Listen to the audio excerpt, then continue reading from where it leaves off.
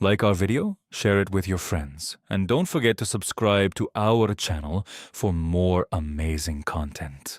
There is a particular kind of frustration that experienced managers carry differently from younger ones. Not the fury that comes from inexperience, not the panic of someone who doesn't know what to do next. The quiet, controlled, sharply worded disappointment of a man who has been at this level long enough to know exactly what he is looking at and exactly what he is being denied. Carlos Queiroz is 73 years old. He has managed at 5 World Cups.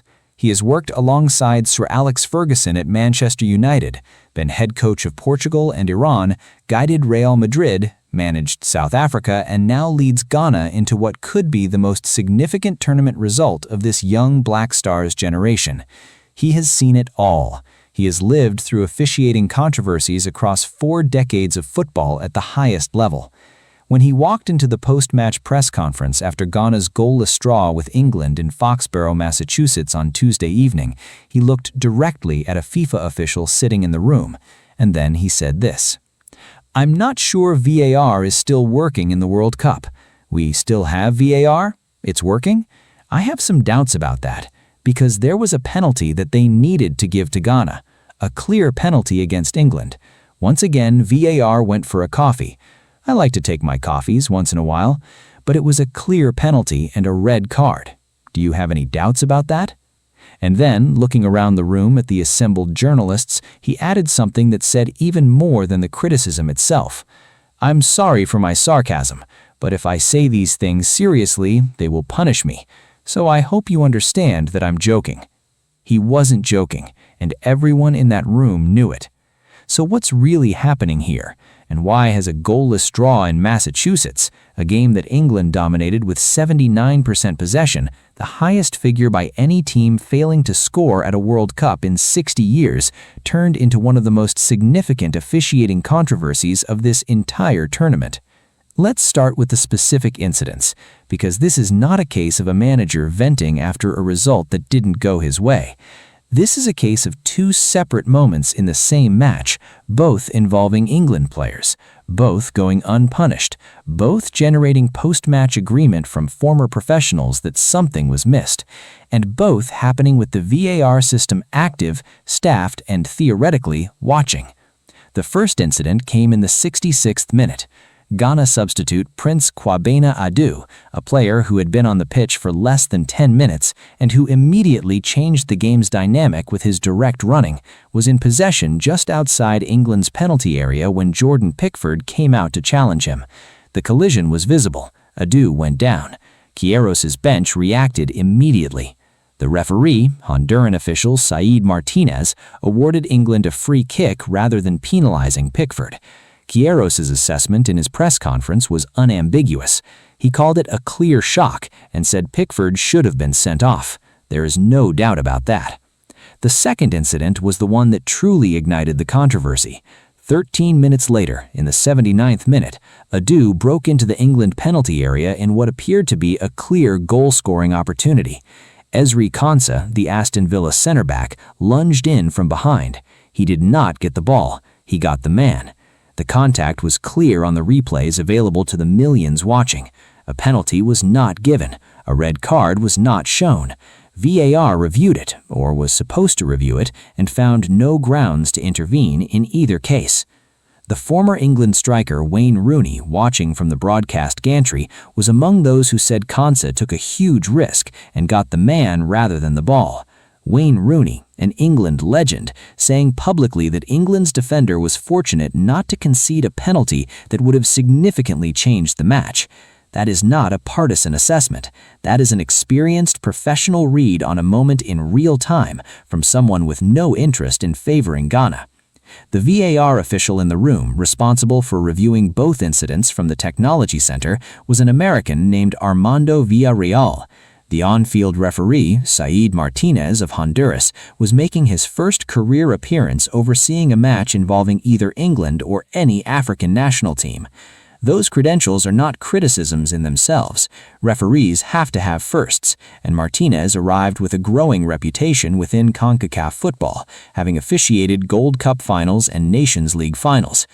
but the combination of limited familiarity with both competing nations, 2 disputed moments, and a VAR review that found nothing worth intervening on in either case has placed those officials at the center of a conversation that is now much larger than a single match. Here's the interesting part. Because K-Rose's coffee joke has landed in a specific context at this tournament that gives it a weight it might not have carried elsewhere. This is not the first VAR controversy of the 2026 World Cup. It is not even the third. The Switzerland against Qatar decision in the opening week, where the decisive visual evidence was never shown publicly. The Argentina against Algeria match, where Messi escaped a card for a challenge that experienced analysts, including Nedum Onuaha, said should have been a red. Algeria's subsequent formal complaint filed with FIFA in Zurich. And now, England against Ghana, with 2 incidents in 13 minutes, both going England's way, both involving their opponent's most dangerous player in the second half. The pattern across these controversies is the same pattern K-Rose identified with his sarcasm. Decisions that benefit the bigger, more commercially prominent nation. Decisions that VAR reviews and finds acceptable. Decisions that the football world looks at and says, with varying degrees of politeness, that doesn't look right. K-Rose knows exactly how the system works.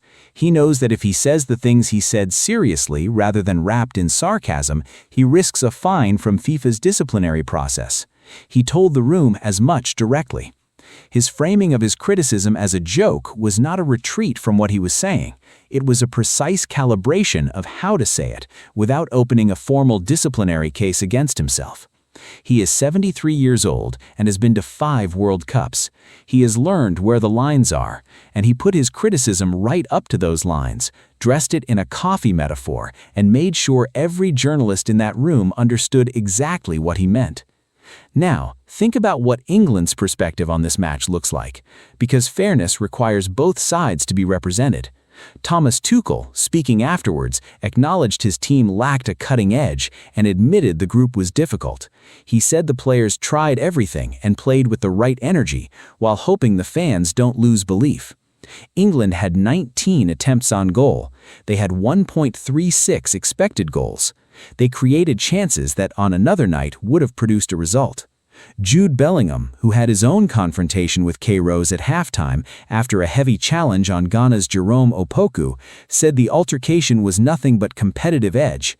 He acknowledged making a silly tackle and said he and K-Rose had good mutual respect. Bellingham's halftime confrontation with K-Rose adds its own texture to the evening. The Ghana manager explained that Bellingham used a bad word, one not in the book of life, as K-Rose put it, after the Ghana bench had protested the challenge.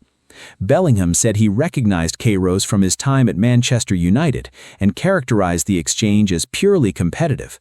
Neither man escalated it, but the fact that it happened at all, on the same night as 2 disputed penalty decisions and the VAR coffee press conference, makes England versus Ghana the richest single match story of this tournament's second week. Here is the bigger issue that K-Rose's words, however lightly delivered, actually point toward.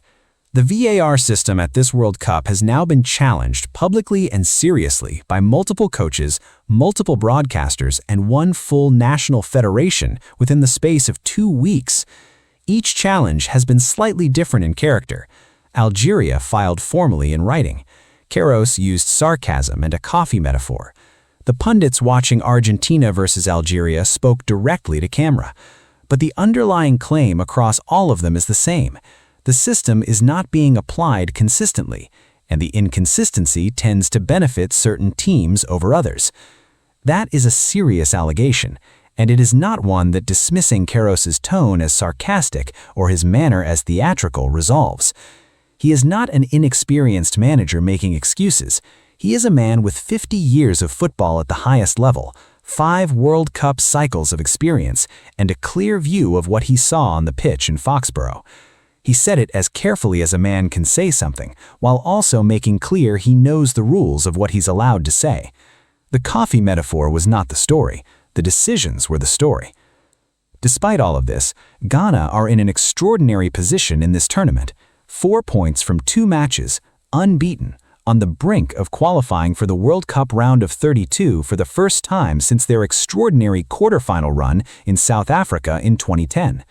Their opening victory over Panama and this draw against England have been achieved through exactly the tactical organization and counter-attacking discipline that Queiroz has built throughout his career.